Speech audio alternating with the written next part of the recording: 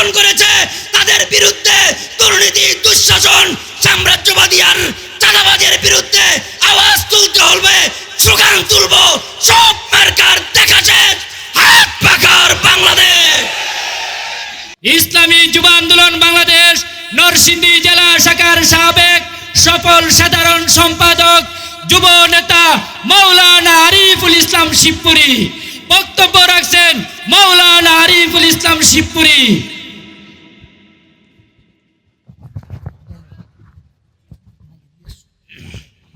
আসসালামু আলাইকুম ওয়া রাহমাতুল্লাহি ওয়া বারাকাতুহু।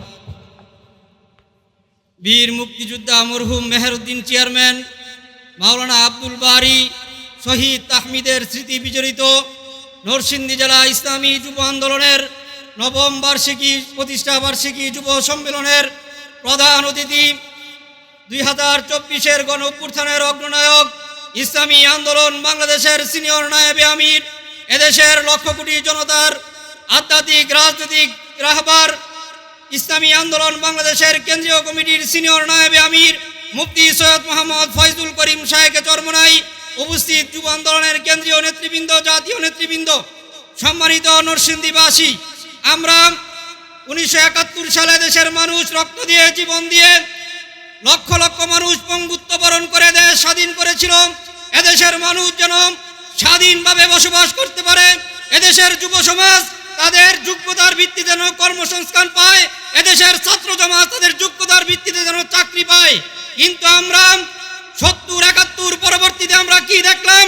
বাংলাদেশের দেশ যারা স্বাধীনতার পর থেকে এই 2024 পর্যন্ত যারা বারবার রাষ্ট্রীয় ক্ষমতায় গিয়েছে, তারা শুধু জাতির চিন্তা করে নাই, এদেশের নাগরিকের কোনো অধিকারের চিন্তা করে নাই।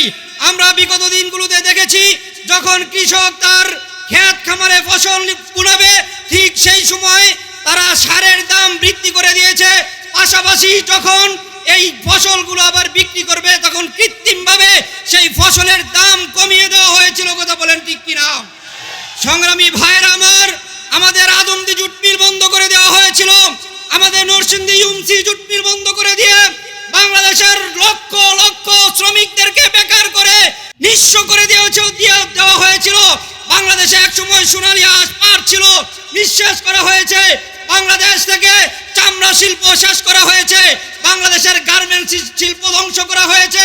আমরা বাংলাদেশের এমন এক পরিস্থিতি দেখেছি, বাংলাদেশের যুবকরা এক মুঠো ভাত খাবারের জন্য ভিটামাটি বিক্রি করে সর্বস্ব বিলীন করে দিয়ে যখন বাংলাদেশ থেকে বিদেশে গিয়ে কর্মসংস্থান করে বাংলাদেশের ভিতরে টাকা পাঠায়, আর ওই সময় যারা রাষ্ট্র ক্ষমতায় ছিল তারা বাংলাদেশের লক্ষ লক্ষ কোটি কোটি টাকা বাংলাদেশ থেকে বিদেশে পাচার করে তারা বেগম পাড়া তৈরি করেছিল। কথা বলেন ঠিক কিনা?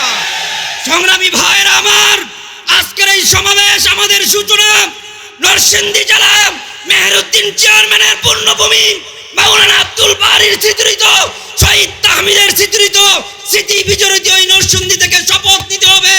বাংলাদেশের প্রত্যেক গ্রাম মহল্লা, শ্রেণী পেশার মানুষ, পেশাজীবী, শ্রমজীবী, বাংলাদেশের ক্ষেত খামার, শিক্ষা প্রতিষ্ঠান, বাংলাদেশের হিন্দু, বৌদ্ধ, খ্রিস্টান, মুসলিম সকল শ্রেণী পেশার যুবকগুলোর কাছে আমরা উদাত্ত আহ্বান জানাবো, আসুন কণ্ঠে কণ্ঠে মিলাই, হাতে হাত রাখি, বুকে বুক মিলাই আমরা সাম্রাজ্যবাদী, আধিপত্যবাদী পশ্চিমাদের পাঁচটা গোলামরা যারা 53 বছর দেশ শাসন করেছে তাদের বিরুদ্ধে, দুর্নীতি, দুঃশাসন, সাম্রাজ্যবাদী আর চাঁদাবাজের বিরুদ্ধে আওয়াজ তুলতে হবে, স্লোগান তুলব,